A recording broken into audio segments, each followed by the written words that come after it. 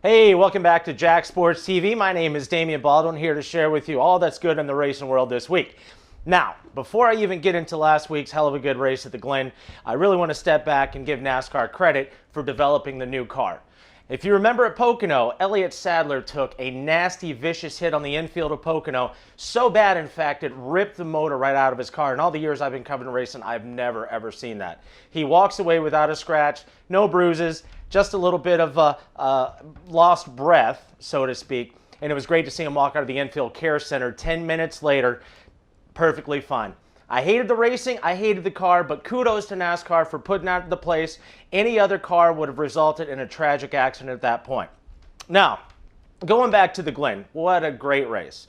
Obviously, Juan Pablo Montoya has been the big issue for the last 3 weeks. Couldn't get it done at Indy. Couldn't get it done at Pocono. Finally comes through. Now, it's obviously no surprise. He's a very experienced road course racer. He's won races in every open wheel series there is, and now he's winning races in Cup. Great job to Juan Pablo. We also had Kurt Busch come in second. Kurt Busch's best finish at the Glen so far. And I got to say, you know, I've been very concerned about the Penske racing team. You have Kurt Busch, you have Brad Keselowski. They're the only Dodge team in the garage right now, and yet they're still managing to survive. I'm thinking it's probably because they have the exclusive support from the manufacturer, and Dodge is not going to let the only team left in the Cup Series fail. So, you know, they're doing a great job. Coming in third, Marcus Ambrose, very experienced road course racer. AJ Allmendinger, another road course racer. And then, of course, Carl Edwards, who was the pole sitter, and he was out there in fifth place getting it done. Again, Earnhardt Childress Racing Technologies. It's not a big surprise that Montoya and Jamie McMurray had a great job. But when we move into the points lead, we're going to see Kevin Harvick in first, and we're going to see Jeff Burton holding down that third spot.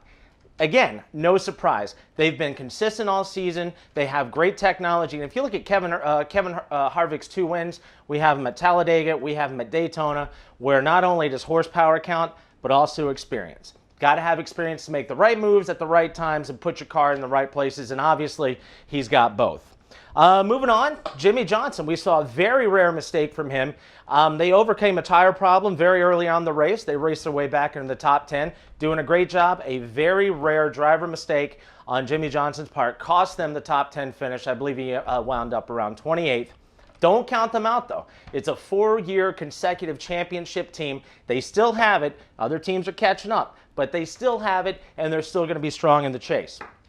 Speaking of Hendrick, let's look at Jeff Gordon, sitting seconds in points. Now, he's got no wins this year, and I don't know if you recall or not, but NASCAR decided a couple of years ago that they were going to make winning the absolute premium. So they bumped up the points for a win a little bit. Yet, Jeff Gordon has absolutely no wins. 10 top 5s, he's got 13 top 10s, and he's been the model of consistency. That's why he's second in points, and that's why he's also going to be a force to reckon with in the chase as well. Tony Stewart's having a solid year, and you know, hasn't had a win this season, but still he's in 8th place. He's coming on strong, and he's going to be great. Now, one of the things that bothers me is I swear for every race I watch, I know when I'm going to get in the final 20 laps, there's going to be some kind of caution. There's always some sort of debris caution. As a matter of fact, Ryan Newman and Denny Hamlin both announced about a week ago that they were fined by NASCAR for complaining about caution laps for debris that they couldn't even see. I agree. I've sat there many times myself and I wondered what the heck is on the track that's keeping the race in action. Because honestly, it looks like race control is manipulating the outcome of the race. Cautions do breed cautions. We've had a record number of green, white, checkered finishes this year, and it's all because of the late race restarts. I got to hand it to you. I finally saw a debris caution where there was actually debris on the racetrack. So finally, and I'm not going to say that this is, you know, an isolated case. Maybe there is debris out there. Maybe we can't see it on the high definition cameras. But at least we had an explanation, a solid explanation this year of why that caution was thrown. Now I want to move on to the Nationwide Series. You know, the Nationwide Series is very exciting. You got a lot of up-and-coming racers in there. What you also have is a lot of Cup drivers that not only race the companion events, but they also go out and they run solo. Nationwide is in a very bad spot because of it. You can't develop young racers, you can't develop young crew chiefs, and you can't develop young mechanics if the overly funded teams are just coming in to run races and race for the purse. Now, I get it. You got Carl Edwards, you got Tony Stewart, Joey Logano. These guys are racers. They were born to race. There's not a car or a vehicle that they can get into and not have a good time racing. So I get it. Now, I also get the fact that the Cup guys in Nationwide Series, they're also selling tickets. And what we're finding, though, is the Nationwide Series, when they're running by themselves, you can't fill the grandstands. But let's be honest. Can anyone really afford to go out and pay anywhere from $70 to $200 for a ticket, whether it's Nationwide, whether it's Cup, whether it's any form of racing? It's money's at a premium right now.